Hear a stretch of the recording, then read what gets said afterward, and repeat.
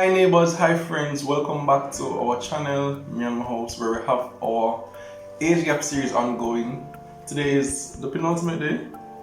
We're not sure yet, but this video was not even planned. Yeah. It's a response, a direct response to the comments and the feedback we've been getting over the week. Today we'll be discussing that topic or that that scenario when you have a deal breakers but it just doesn't work out for one reason or another.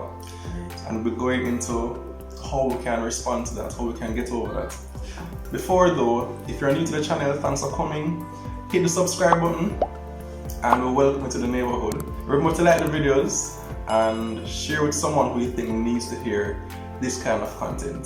So as Paul said, over the last few days, we've received quite a number of comments from our neighborhood, giving their experiences about being in age gap relationships, and we've gotten a few from people who have said, well, they were in an age gap relationship, they encountered one of these deal breakers and things had to come to an end. And you know, when a relationship ends, generally any relationship, it can be devastating. You experience a deluge of all manner of emotions, and so we just wanted to make this video to kind of counterbalance. You know, we've been talking a lot about these deal breakers, but we don't want to just leave you with only these deal breakers, and then what happens when it doesn't work out and you have to then pick up the pieces after your life, in essence, your emotions have been shattered. So those deal breakers, if you're just coming onto this video having not watched that as yet, please go check out our last two videos in the series, Age Gap Deal Breakers. We touched on 5 deal breakers which actually we have encountered in our relationship. However, we managed to hurdle those obstacles, and they are how it looks when you're together as an age gap couple out in public, the optic of it, children and fertility. We also looked at family members and the role they play in the health of the relationship, or whether or not that relationship can actually progress. We also looked at her money, his ego, that dynamic, that power dynamic that exists because of money in relationships. And we also looked at the whole issue of being at not only different ages, but different stages in life. Right. I remember my breakups in the past. As I said, it's not hard regardless of your relationship type, whether it's an age gap or interracial or the same age, no matter how typical a relationship is, dealing with a breakup is difficult. Yes, the end is just rough. Regardless. Yeah. But I think it's exacerbated in the case for age gap relationships, in particular for the partner who is more advanced in age. The factor of time. You may feel as if yes. Okay, I was putting and investing my time in this because I thought it would have paid off. I'm already at this age, this must be my last chance. And you create this scenario, this doom scenario in your mind. Exactly. And when it doesn't work out, you are feeling extra devastated because you're like, well, that must have been my last chance. Yes. I'm going to live alone, and And I understand this feeling because we had to break up a couple of times, twice in our relationship.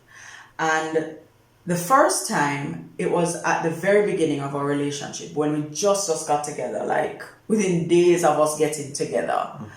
And it really signals the kind of backing and forthing and uncertainty that exists when you are dealing with this kind of a relationship, right? Where you just don't know how people will take it. You're afraid of judgment. You're just so unsettled generally. And we got back together However, about a year after we were deep into the relationship, we again had to face the hurdles, the deal breakers.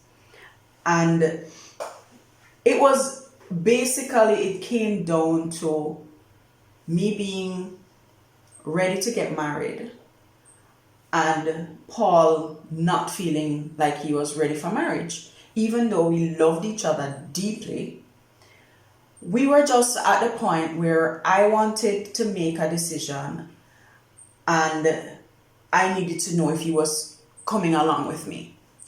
As Paul used the analogy of being at a crossroads, and we were at that crossroads, and we could not come to an agreement about getting married. And so I broke things off. And that breakup lasted about 2-3 weeks. But it was hard. It was hard coming to that decision. To be frank, I just didn't want to waste any more time. You talked about the time factor. And I felt like as much as I loved him, I know that I want to be married. And I feel like I don't have the luxury of time to be exploring and waiting until he's ready, because part of the problem was that you weren't able to give me a definite time. Yeah, I never felt, as a younger person, I never felt, what's the rush? At certain points in your life, because of age, you're naturally prompted to do certain things, or you naturally start thinking about certain things. And for me, that was just not the time. But what the breakup did do, it jolted me. So those couple of weeks allowed me to put things into perspective. Understanding that this decision, or me delaying this decision, could cost me ultimately Tina. And that was not something I was willing to give up, right? But again, it doesn't always work out that things, end up happy after all. So we came up with this acronym, which is ASK, and we're telling you to ask him for help, ask God for help. And the A represents accepting and acknowledging just the situation, your emotions.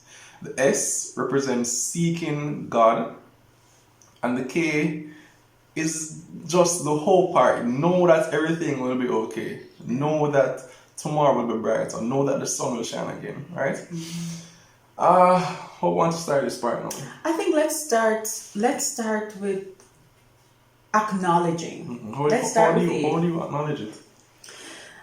I don't think that it's possible to love someone or to get emotionally attached to someone, then break off a relationship and not encounter these chaotic feelings, the hurt, the disappointment, the sadness. Did you say anger? The anger, exactly. I would be angry at the other person. Some people say they would be angry at God. Angry just generally, hitting out against, lashing out against people who didn't even hurt you. Right. But you're just emotionally charged at that moment. Right. And also, angry at yourself for allowing yourself to get so emotionally attached. And I can imagine that you're questioning your own judgment too.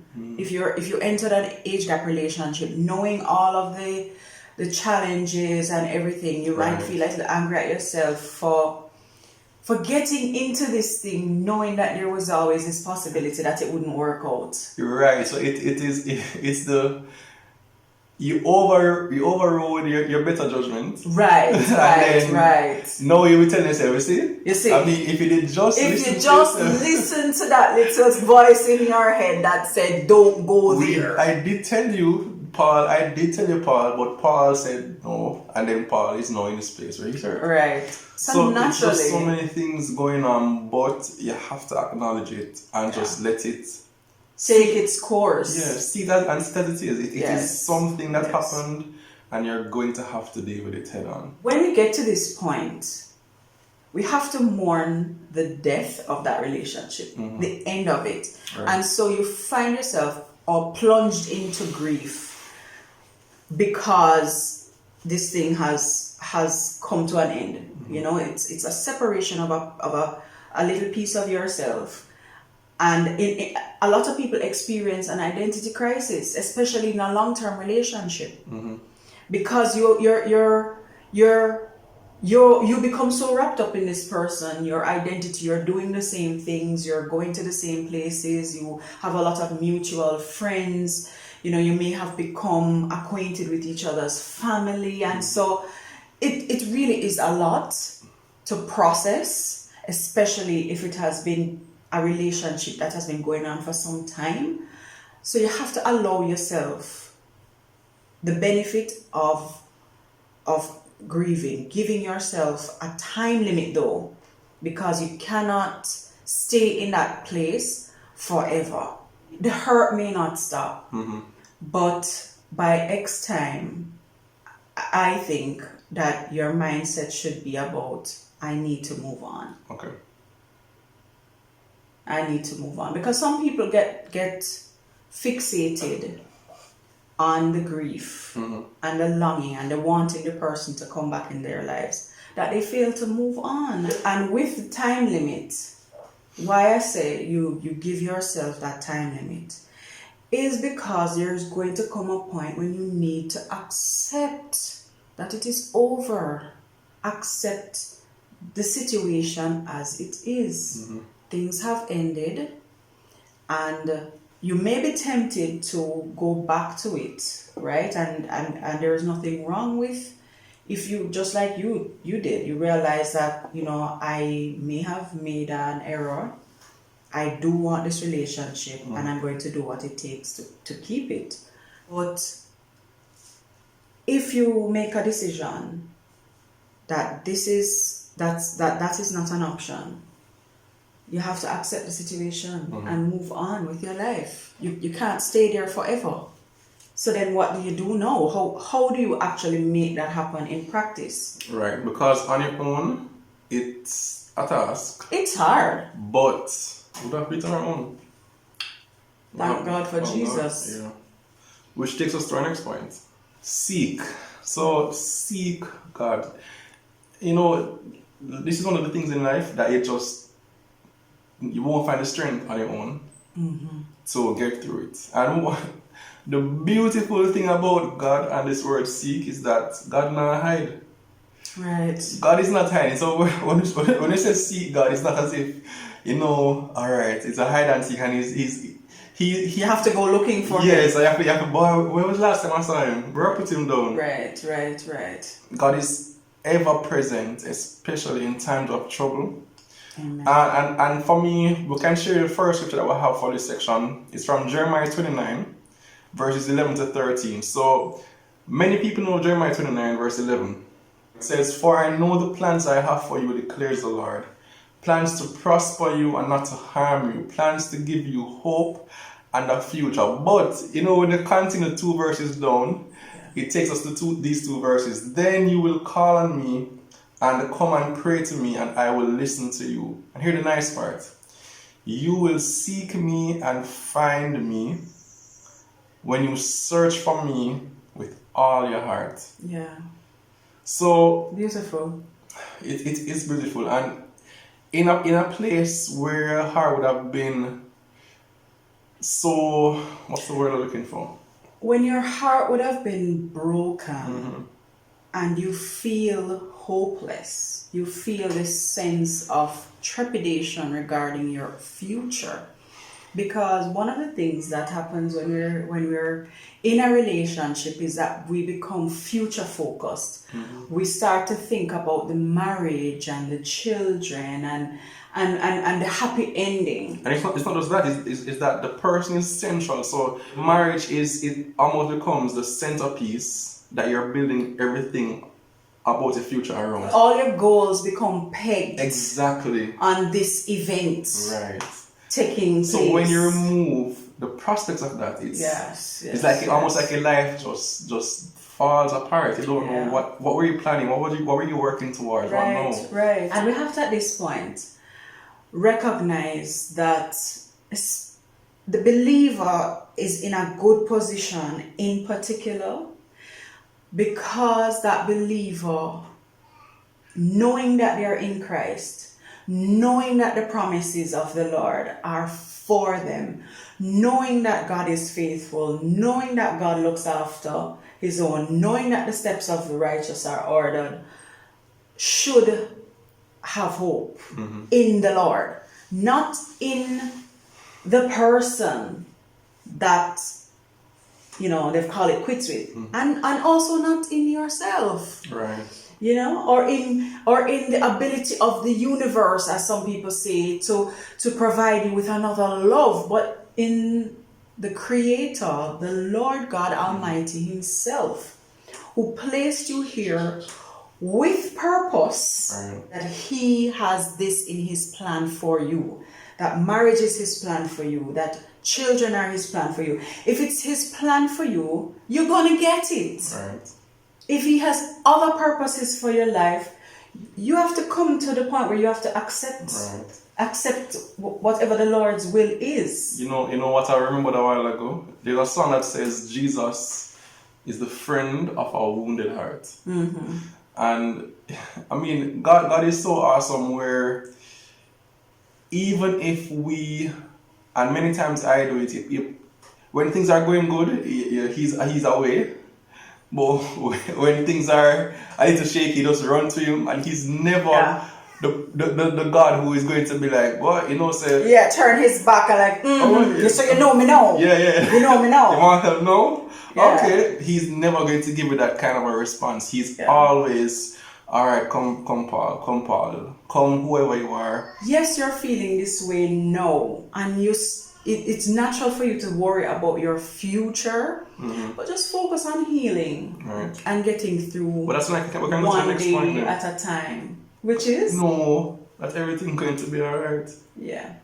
I mean, at the end of the day, the point of this video is to remind you of hope. Yes. So, hope is so important. It's vital. To life. Yes. Just getting up in the morning. What are you? What can drive you? What can get you up to go to work? To fulfill your responsibilities to your children, to your family, to your job.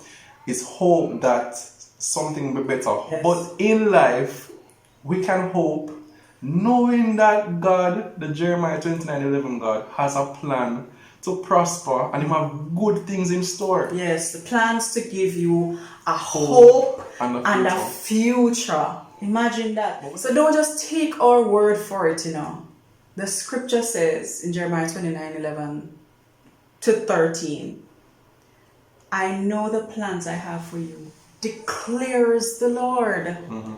It's the Lord speaking, saying to you, to me, to anyone who is brokenhearted, that I have plans to give you a hope and a future.